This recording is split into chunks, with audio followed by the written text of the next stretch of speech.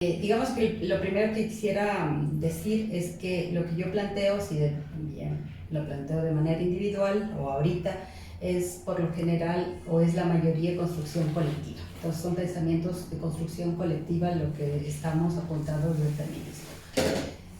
Lo segundo, digamos, para hablar de feminismo es fundamental, nosotras desde los sectores populares planteamos que es fundamental ubicar el lugar en el que nos situamos. Dicen las compañeras afrochoteñas, el lugar de enunciación. Y el lugar de enunciación tiene que ver con entendernos quiénes somos. Soy mujer, por supuesto, pero soy una mujer que pertenece a un determinado estrato social, que puedo vivir en el campo o en la ciudad, es totalmente diferente, y ser parte de un grupo étnico va a marcar de manera fundamental mi condición, mi apuesta feminista, cosa parecida con las diversidades étnicas. Entonces, hablar de feminismo no es hablar de una teoría solamente, sino es hablar de un proyecto político y nosotros entendemos como un proyecto de vida. Y ese proyecto de vida está directamente imbricado con las sujetas, y las sujetas no son un grupo homogéneo, sino somos un grupo diverso. Entonces, para hablar de feminismo hay que hablar de quiénes somos, y para ubicar quiénes somos hay que ubicar dónde estamos situadas. Creo que es fundamental, mi trabajo fundamentalmente en estos años ha sido un trabajo en los sectores rurales, en el sector agrario, con el movimiento indígena, y desde ahí me reconozco yo. Ese fue un proceso súper interesante porque tuve que reconocer también mis raíces agrarias, mis raíces campesinas y mis raíces indígenas, digamos. En eso ayudó mucho el levantamiento indígena, entonces eso, digamos, nos ayuda un montón para poder ir teorizando.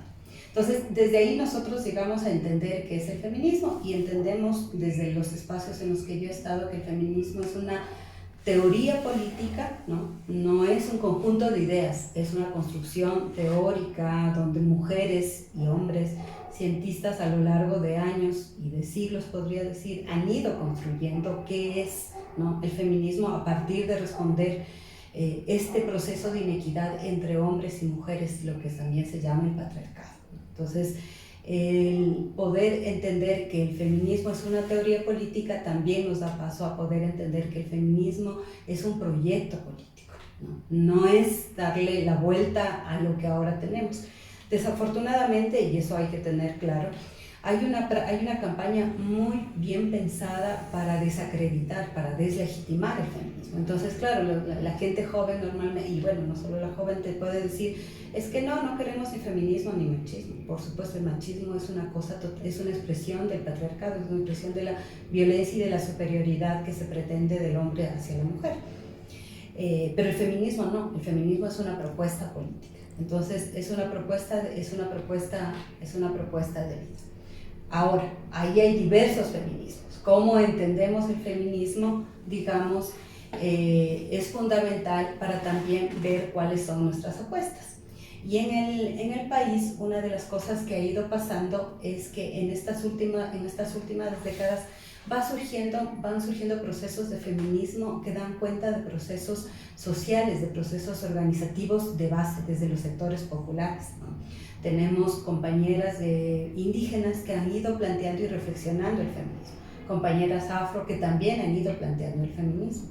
En los sectores populares, en el Ecuador, de hecho, en la década de 1980, se da el famoso encuentro de Vallenita, donde se encuentran un conjunto de mujeres de sectores populares que plantean su opción política, no en contradicción y no en oposición al trabajo y a la construcción que hacían las mujeres académicas, pero sí diferenciándose y teniendo una voz propia. En el feminismo de los sectores populares, la vocería o la voz propia es uno de los elementos fundamentales. Básicamente porque en el mundo académico y en el mundo de la clase media y urbana nos hemos mal acostumbrado a ratos a dar diciendo por las otras, a dar nombrando por las otras. Este planteamiento desde las mujeres de sectores populares es fundamental. Nosotras somos actoras, nosotros tenemos voz y nosotras nos hemos podido representar. Son prácticas, digamos, que hay que ir cambiando. Por mencionar un ejemplo, ¿cómo se llama? Alguna vez nos invitaban a un evento, a un evento de reflexión sobre las experiencias de las mujeres y era súper evidente y súper claro cómo un grupo de mujeres estábamos ahí invitadas para presentar nuestra experiencia, ¿no? Y luego había un grupo en la tarde, un grupo de académicas que iban a reflexionar sobre nuestra experiencia. Nosotros nos hemos negado permanentemente a eso, ¿no? Tienes las prácticas súper comunes en la academia, digamos, que hay que ir superando, por supuesto, donde van los pasantes, van los doctorantes, hacen la investigación, uno transmite todo el conocimiento, todo el pensamiento, las propuestas que hemos construido y al final las autorías de estos procesos de conocimiento se los llevan otros, ¿no? Entonces nosotros estamos como siempre, digamos, cuestionando y preguntándonos también, por ejemplo, en este caso hemos llegado al cuestionamiento sobre qué es el saber, ¿no? ¿Qué es el conocimiento? ¿Cuáles son las formas en las que nosotros como mujeres feministas podemos colocar el pensamiento y el saber y el conocimiento? ¿Por qué nosotras necesitamos o requerimos, ¿no es cierto?, para que se valore nuestro conocimiento determinados formatos como el académico? Y ese es un debate en el que estamos, no es que negamos, por supuesto, los mecanismos y la rigurosidad académica, pero estamos planteando permanentemente que deben haber otros mecanismos y otras posibilidades de conocimiento. Eso es lo que nos permite, digamos, el feminismo, ¿no? Ahora, quizá la otra idea fundamental que habría que colocar es que el feminismo es una construcción permanente. No es una cosa acabada, no es una teoría acabada y por supuesto tampoco es un proyecto acabado.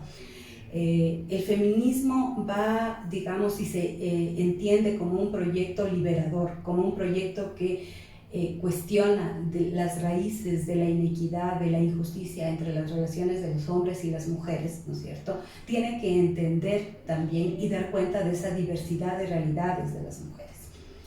Entonces, digamos, para nosotras ha sido fundamental repensar y reconstruir también de cierta forma esa condición o ese concepto de feminismo que vaya apegándose a nosotros. Yo siempre cuento esta anécdota porque me parece que es como súper decidora, ¿no? O sea, estábamos en un taller con mujeres de sectores populares, indígenas, pescadoras, manglareras, ¿no? Y compañeras indígenas también, estaba una compañera de Otavalo, una maestra de Otavalo, y cuando teníamos que hablar en uno de los grupos sobre el tema del feminismo, ella estaba un poco reacia, ¿no? O sea, no, yo eso del feminismo no quiero, porque no es que, porque es esta percepción de que el feminismo puede ser cualquier cosa.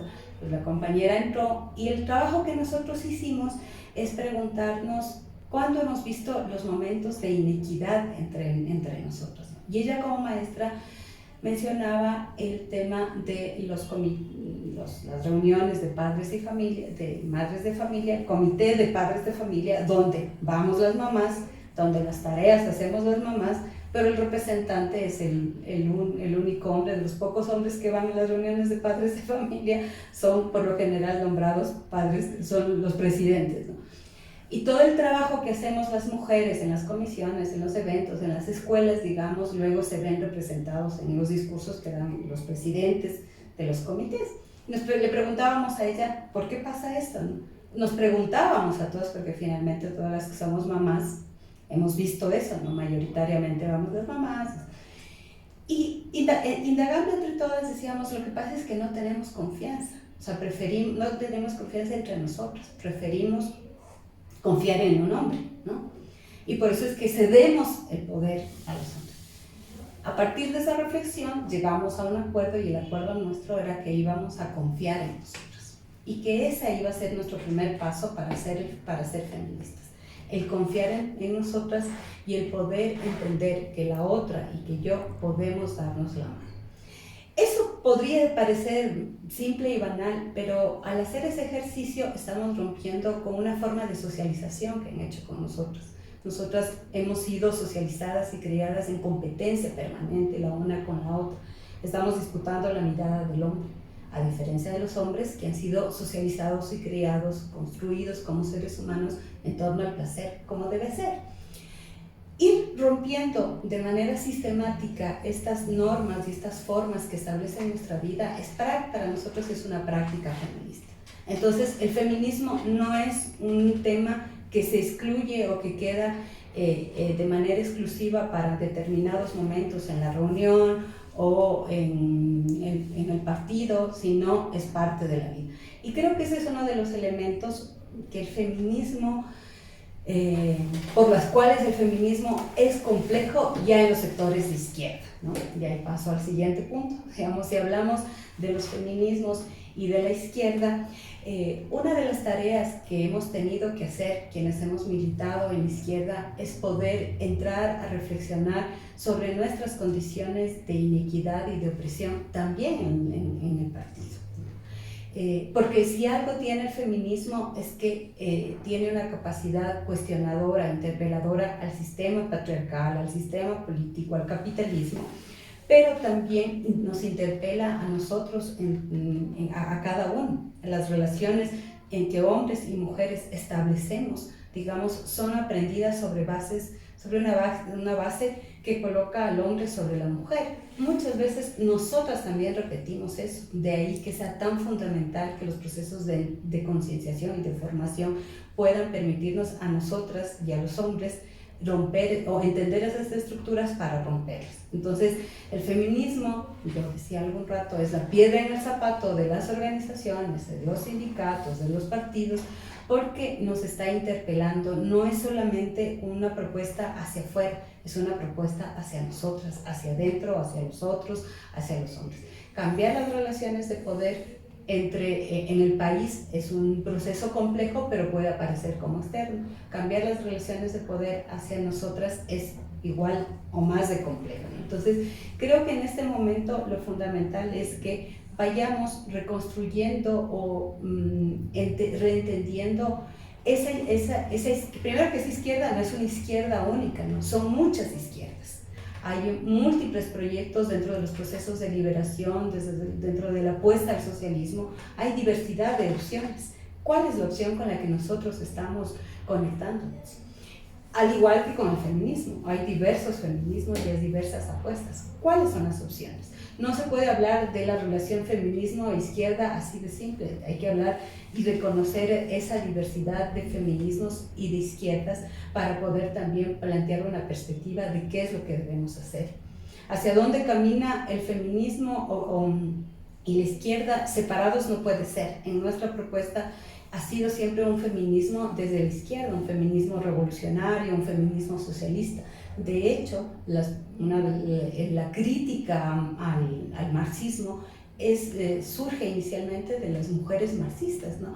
La crítica al marxismo que permite tener una apertura en términos de mirar las relaciones sociales entre hombres y mujeres, de mirar las relaciones con la naturaleza, es a partir del trabajo que hacen autoras feministas que están pensando en que la teoría de Marx nos ha permitido, por supuesto, analizar el capitalismo, nos permite identificar esas estructuras de inequidad, pero también que esa misma metodología, por así decirlo, o que ese mismo método nos va a permitir ir identificando muchos más fenómenos que Marx no logró hacerlo. Entonces, en esa perspectiva, digamos, la tarea del feminismo, o las apuestas, o quizá los retos del feminismo, es poder leer en este momento cuáles son los cambios, cómo es que se dan los cambios en la estructura y también en la vida y en la subjetividad de la gente.